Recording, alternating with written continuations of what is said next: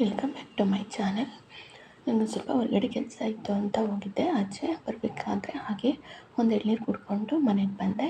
ಇದು Tuesday evening ಆಗಿರೋದ್ರಿಂದ ನಾನು ಸ್ವಲ್ಪ ಸ್ನ್ಯಾಕ್ಸ್ ಮಾಡ್ಕೊಳ್ಳೋಣ ಅಂತ ಬರಬೇಕಾದ್ರೇ ಒಂದು ಸ್ವೀಟ್ ಕಾರ್ನ್ ತೊಗೊಂಡ್ಬಂದಿದ್ದೆ.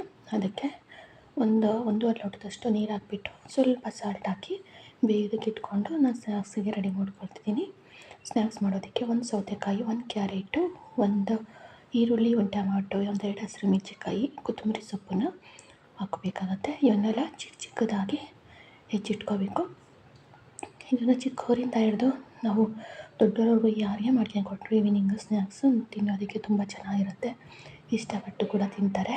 ಆದರೆ ಮಕ್ಕಳಿಗೆ ಖಾರ ಅನಿಸಿದರೆ ಹಾಗೆ ಸ್ವೀಟ್ ಕಾರ್ನ್ಗೆ ಸ್ವಲ್ಪ ಸಾಲ್ಟ್ ಹಾಕಿ ಬೇಯಿಸಿ ಹಾಗೆ ಕೊಟ್ಟರು ಚೆನ್ನಾಗಿರುತ್ತೆ, ತಿಂತಾರೆ.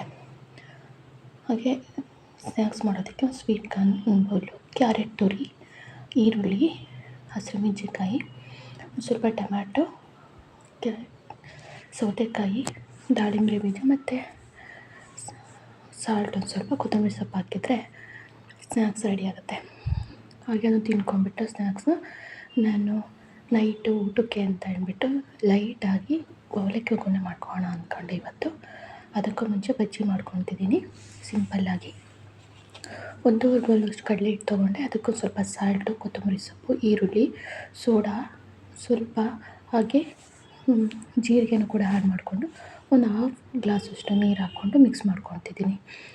ಏಕೆಂದರೆ ಸ್ವಲ್ಪ ಬಜ್ಜಿ ಒಂದು ಸ್ವಲ್ಪ ತಣ್ಣಗಾದ್ರೂ ತಿನ್ಬೋದು. ಆದರೆ ಅವಲಕ್ಕಿನ ನಾವು ಊಟ ಮಾಡೋದಕ್ಕೆ ಒಂದು 10 ನಿಮಿಷ ಮುಂಚೆ ಮಾಡಿಟ್ಕೋಬೇಕು.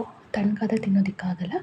ಹಾಗಾಗಿ ಇವಾಗ ಇದನ್ನು ಈರುಳ್ಳಿ ಅವಲಕ್ಕಿ ಮಾಡೋದಕ್ಕೆ ಒಂದೆರಡು ಈರುಳ್ಳಿ, ಒಂದೆರಡು ಟೊಮೊಟೊ, ಒಂದು 4 ಹಸಿರು ಮೆಣಸಿನ್ಕಾಯಿ ಎತ್ತಿಟ್ಕೊಂಡಿದ್ದೀನಿ. ಇವನ್ನು ಕೂಡ ಚಿಕ್ಕದಾಗಿ ಹೆಚ್ಚಿಟ್ಕೊತಿದ್ದೀನಿ. ಸ್ವಲ್ಪ ಲೇಟಾಗಿತ್ತು, ಆಚೆ ಹೋಗಿದ್ನಲ್ಲ, ಅಡುಗೆ ಮಾಡೋದಕ್ಕೆ ಲೇಟ್ ಆಗುತ್ತೆ ಅಂತ ಹೇಳ್ಬಿಟ್ಟು ಸಿಂಪಲ್ಲಾಗಿ ಅವಲಕ್ಕಿ ಒಗ್ಗರಣೆ ಮತ್ತು ಬಜ್ಜಿ ಮಾಡ್ಕೊತಿದ್ದೀನಿ ಅಷ್ಟೇ. ಅವಲಕ್ಕಿನ ತೊಳ್ಕೊಳೋದಕ್ಕೆ ಚೆನ್ನಾಗಿ ವಾಶ್ ಮಾಡ್ಕೊಂಡು ಇಟ್ಕೋಬೇಕಲ್ವ. ಅದರಲ್ಲಿ ಚೆನ್ನಾಗಿ ಒಂದು ಸ್ವಲ್ಪ ನೀರು ಚೆನ್ನಾಗಿ ಕುದಿಸ್ಕೋಬೇಕು. ಒಂದೆರಡು ಬೌಲಷ್ಟು ಅವಲಕ್ಕಿ ತಗೊಂಡಿದ್ದೀನಿ. ಕುದಿಯೋ ನೀರಿಗೆ ಅವಲಕ್ಕಿನ ಹಾಕ್ಬಿಟ್ಟು ಚೆನ್ನಾಗಿ ವಾಶ್ ಮಾಡ್ಕೋಬೇಕಾಗತ್ತೆ ಅದನ್ನು. ಹಾಗೆ ಒಗ್ಗರಣೆಗೆ ಒಂದು ಪಾತ್ರೆಯಲ್ಲಿ ಒಂದೆರಡು ಸ್ಪೂನಷ್ಟು ಆಯಿಲು, ಕರಿಬೇವಿನ ಸೊಪ್ಪು, ಕಡಲೆಬೇಳೆ 1 ಸ್ಪೂನು, ಉದ್ದಿನಬೇಳೆ 1 ಸ್ಪೂನು, ಹಾಗೆ ಶೇಂಗಾ ಬೀಜ 2 ಸ್ಪೂನ್ ತಗೊಂಡಿದ್ದೀನಿ. ಚೆನ್ನಾಗಿ ರೋಸ್ಟ್ ಮಾಡ್ಕೋಬೇಕು ಬ್ರೌನ್ ಕಲರ್ ಬರೋವರೆಗೂ. ನೆಕ್ಸ್ಟು ನಾನು ಈರುಳ್ಳಿ, ಹಸಿರು ಮೆಣಸಿನ್ಕಾಯಿ, ಟೊಮೊಟೊ ಎಲ್ಲ ಹೆಚ್ಚಿಟ್ಕೊಂಡಿದ್ನಲ್ವ ಅದನ್ನು ಕೂಡ ಆ್ಯಡ್ ಮಾಡ್ಕೊಳ್ತೀನಿ. ನಾನು ಏನೇ ತಿಂಡಿ ಮಾಡಿದ್ರೂ ಒಂದು ಸ್ವಲ್ಪ ಜೀರಿಗೆನ ಹಾಕ್ಕೊಳ್ತೀನಿ, ಟೇಸ್ಟು ಚೆನ್ನಾಗಿ ಬರುತ್ತೆ ಅಂತ ಹೇಳ್ಬಿಟ್ಟು. ಹಾಗೆ ಈರುಳ್ಳಿ, ಸ್ವಲ್ಪ ಟೊಮೊಟೊ, ಒಂದೆರಡು ಟೊಮೊಟೊ ಕಟ್ ಮಾಡಿ ಇಟ್ಕೊಂಡಿದ್ದೆ ಅಲ್ವ ಅದನ್ನು ಕೂಡ ಹಾಕ್ಕೊತಿದ್ದೀನಿ. ಇದು ಸ್ವಲ್ಪ ಸಾಲ್ಟು, ಹಾಗೆ ಕಲ್ಲರಿಗೆ ಅಂತ ಸ್ವಲ್ಪ ಅರಿಶಿನ ಪುಡಿನೂ ಕೂಡ ಒಂದು ಹಾಫ್ ಸ್ಪೂನು ಅರಿಶಿನ ಪುಡಿ ಹಾಕಿ ಚೆನ್ನಾಗಿ ರೋಸ್ಟ್ ಮಾಡ್ಕೋಬೇಕು. ಈರುಳ್ಳಿ ಎಲ್ಲ ಬ್ರೌನ್ ಕಲರ್ ಬರಬೇಕು, ಹಸಿ ವಾಸನೆ ಹೋಗೋವರೆಗೂ ಚೆನ್ನಾಗಿ ರೋಸ್ಟ್ ಮಾಡಿಕೊಂಡು ಒಗ್ಗರಣೆಗೆ ಅವಲಕ್ಕಿ ಹಾಕ್ಕೊಂಡ್ರೆ ಕಂಪ್ಲೀಟಾಗಿ ಅವಲಕ್ಕಿ ಒಗ್ಗರಣೆ ರೆಡಿ ಆಗುತ್ತೆ. ಬಿಸಿ ಬಿಸಿಯಾಗಿ ತಿಂದರೆ ಮಾತ್ರ ಅವಲಕ್ಕಿ ಚೆನ್ನಾಗಿರುತ್ತೆ. ತಣ್ಣಗಾದರೆ ಸ್ವಲ್ಪನೂ ತಿನ್ನೋದಕ್ಕಾಗಲ್ಲ. ಹಾಗಾಗಿ ಬಿಟ್ಟು ಬಿಸಿ ಬಿಸಿಯಾಗಿ ಮಾಡ್ಕೊಂಡು ತಿನ್ಕೋಬೇಕು.